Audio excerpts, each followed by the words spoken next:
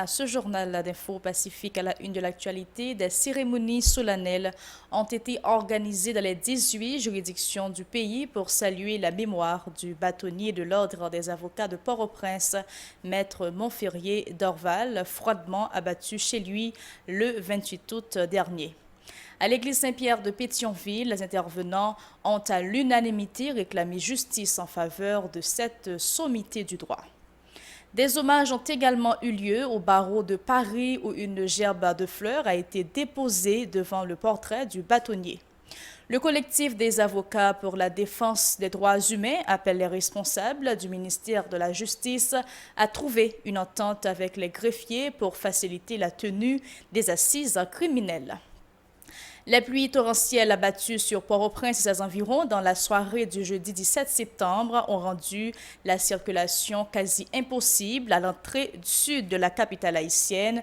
Des coulées de boue et des débris ont obstrué cette voie publique et rendu au passage la vie dure aux usagers de ce tronçon routier. Et puis à l'étranger, TikTok bientôt plus téléchargeable aux États-Unis. Restez avec nous. Si vous jugez que cette vidéo est intéressante, n'hésitez pas à liker et partager la vidéo. Et surtout, n'oubliez pas de vous abonner à cette chaîne et activer la cloche de notification pour ne pas louper aucune de nos vidéos. Merci de votre fidélité. Voici le développement du journal, Madame, Monsieur.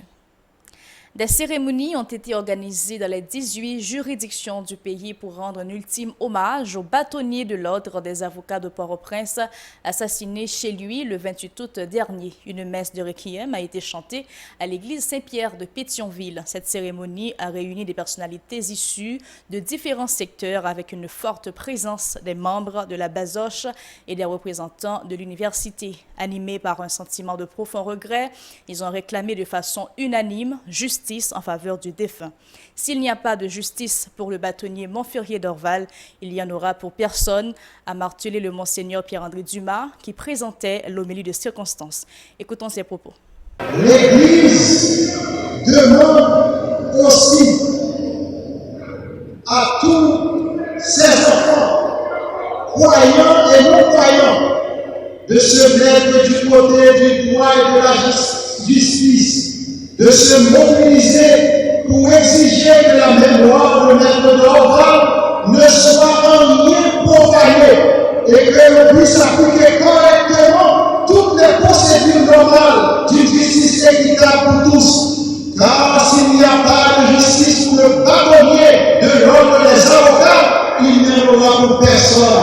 S'il n'y a pas de justice pour Maître Montferrier Dorval, il n'y aura pas de justice pour les avocats et il n'y aura pas de justice pour le petit peuple. Nous ne pouvons pas accepter que l'on revienne à l'ancienne femme de la fontaine. Selon que vous serez puissants ou misérables, les jugements de Dieu vous rendront blanc ou noir. Justice pour les morales. Personne n'est au-dessus de la loi. Que vous vous appeliez Titus, Caius, Claudius, Pompéa, que vous appeliez de n'importe quel nom, la justice doit être rendue. De son côté, le président de la Fédération des barreaux d'Haïti, Jacques Létan, qui estime que l'homme de loi a été assassiné en raison de ses convictions, voit dans cet acte odieux un coup dur pour le pays en général. Maître Jacques Létan appelle les avocats à lutter pour le triomphe du droit. Les propos de Jacques Létan ont été recueillis par Rouven Saint-Fort et Joseph-Philippe François. Maître Dorval a été exécuté parce qu'il était avocat, parce qu'il exerçait sa fonction de bâtonnier, la plus grande juridiction du pays avec détermination et responsabilité. Il nous faut porter ce combat pour la justice en hommage à cet homme qui nous a laissé son sang d'ivoire en héritage. Chaque avocat doit se sentir investi dans ce combat pour le droit et la dignité. Maître Dorval, vous avez marqué l'histoire de notre pays. C'est avec tristesse et amertume que nous constatons que vous en faites désormais partie. Avocats et avocates, nous sommes tous et toutes mobilisés pour continuer la lutte pour l'instauration d'un véritable état de droit dans ce pays. Nous devons tous et toutes unir nos forces pour exiger justice pour le bâtonnier d'Orval et pour toutes les victimes des différents massacres commis dans les quartiers populaires. Pour l'ancien bâtonnier Stanley Gaston, l'assassinat de Maître Dorval est un crime contre l'état de droit, la justice et la dignité humaine. Maître Gaston s'est fait le porte-parole de la Conférence internationale des barreaux CIB pour réclamer justice pour le professeur de droit constitutionnel. Maître Montferrier Dorval était un combattant. Il a accepté de relever le défi. Son arme, c'était la parole. C'était une parole toujours raisonnée, nourrie d'une grande culture juridique. C'était une parole respectueuse de la liberté de l'autre, qui cherche à convaincre pour faire partager une vision résolue, celle d'une justice et d'une démocratie exempte de corruption. Aujourd'hui, notre cœur est triste. Il souffre de ce crime barbare.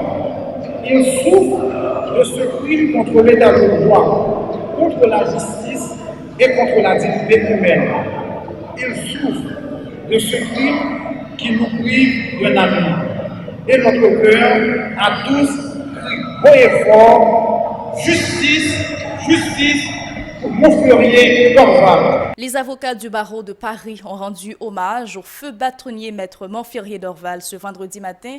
Cette cérémonie a eu lieu à la Maison des avocats de Paris où une gerbe de fleurs a été déposée devant le portrait du défunt. Pour le bâtonnier de Paris, Maître Olivier Coussy, Montferrier Dorval était à la fois un défenseur du droit mais également de la liberté.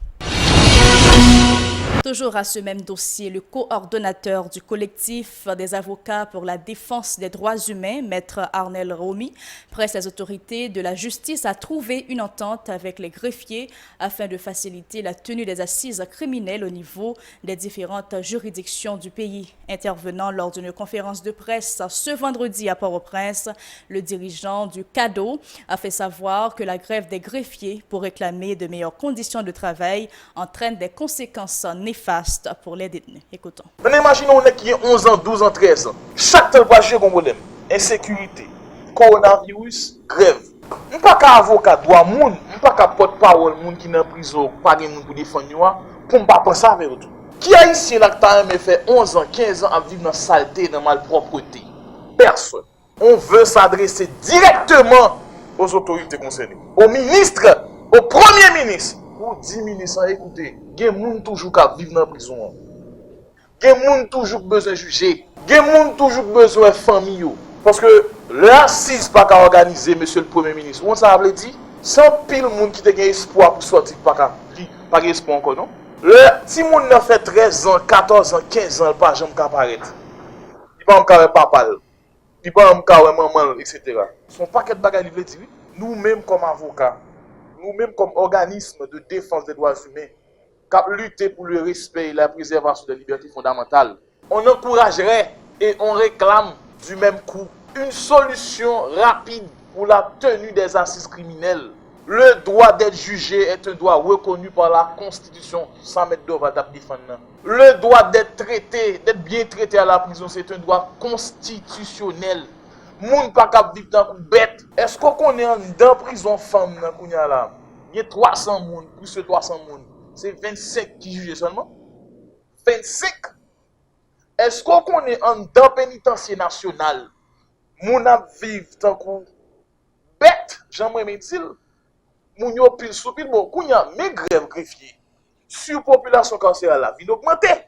Ça veut dire pas bien côté pour mettre mon corps. Par ailleurs, le coordonnateur du collectif des avocats pour la défense des droits humains invite le doyen du tribunal de première instance de Port-au-Prince, Maître Bernard Saint-Ville, à désigner un juge intègre et impartial pour plancher sur le dossier relatif à l'enquête sur l'assassinat du bâtonnier Montferrier Dorval. Écoutons. Voilà pourquoi on estime que le professeur n'a pas eu les hommages qu'il mérite. C'est un titan qui est parti. Et m'a dit, on prendra du temps avant de remplacer ce professeur émérite, cet éminent juriste, le premier avocat de la juridiction de Port-au-Prince.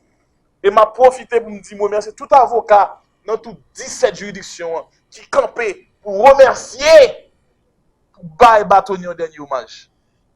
Et je lance cette mise en garde aux autorités judiciaires avant de terminer. Un juge d'instruction est saisi dans le cadre de ce dossier.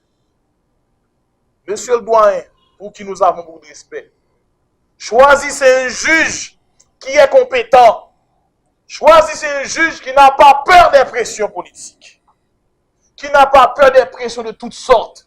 Et m'a demandé pour accompagner le juge, ça, même famille sécurité, même chez la Caliban sécurité, pour juger là, pas prendre pression, pour dossier Montferrier d'Orval là, pas entrer dans le tiroir. Et c'est tout le peuple haïtien qui attend que justice soit faite à Montferrier d'Orval. C'est tout le monde, d'ailleurs, autant des 47 pays m'ont déponté dans l'enquête là.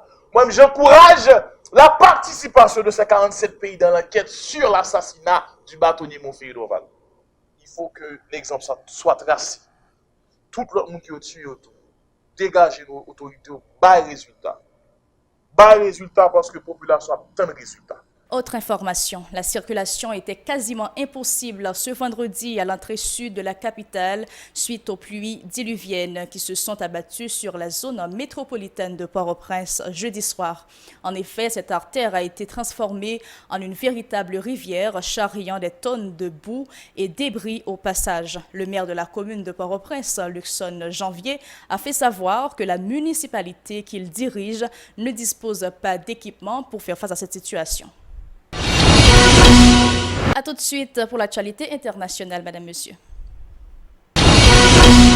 De l'actualité internationale, les États-Unis ont annoncé vendredi l'interdiction à partir de dimanche du téléchargement des applications TikTok et WeChat, une nouvelle escalade dans le bras de fer avec la Chine sur le sort de ces deux applications. Washington laisse cependant une porte ouverte à TikTok, application très populaire auprès des jeunes permettant de produire de courtes vidéos avant de lui interdire complètement d'opérer sur son sol. Le président laisse jusqu'au 12 novembre pour résoudre les problèmes de sécurité nationale posés par TikTok. Les interdictions pourraient être levées le cas échéant, a indiqué le département du commerce dans un communiqué. Un responsable du ministère a en revanche indiqué que WeChat sera fermé aux États-Unis à partir de minuit lundi. Cette annonce s'est faite alors que les négociations avec ByteDance, maison mère chinoise de TikTok, pour qu'elle cède ses activités aux États-Unis à un groupe américain piétinent et que l'administration trouve sympathiante. Autre actualité, la Commission européenne présente un nouveau plan d'action contre le racisme. Ces propositions interviennent dans la foulée du mouvement Black Lives Matter. Cette stratégie définit une série de mesures pour les 5 prochaines années. Elle comprend la désignation d'un coordinateur antiracisme qui agira avec les États membres et la société civile. Nous avons vu la colère culminer à travers des manifestations dans le monde entier, y compris en Europe. Ce n'est pas la première fois et cela ne sera sûrement pas la dernière, mais nous espérons que cette fois, avec davantage d'efforts, nous pourrons changer le cours des choses en Europe, explique la vice-présidente de la Commission, Vera Jourova. Il existe déjà une réglementation européenne sur l'égalité raciale, mais la Commission veut identifier les lacunes de ce texte. Elle appelle aussi les États membres à mettre en œuvre des plans d'action nationaux dans ce cadre. Le réseau européen contre le racisme ENAR salue cette annonce et parle d'un pas en avant. Julie Pascowell, responsable des politiques auprès de l'ONG, déplore cependant l'absence d'une législation générale. Ici prend fin ce journal. J'étais content de vous informer sur la télévision Pacifique. Suivez-nous sur Facebook, sur Twitter, Instagram, YouTube et radiotélépacifique.com ou sur Télé Haïti chaîne 54 et Canal+, chaîne 182. Bon week-end à vous.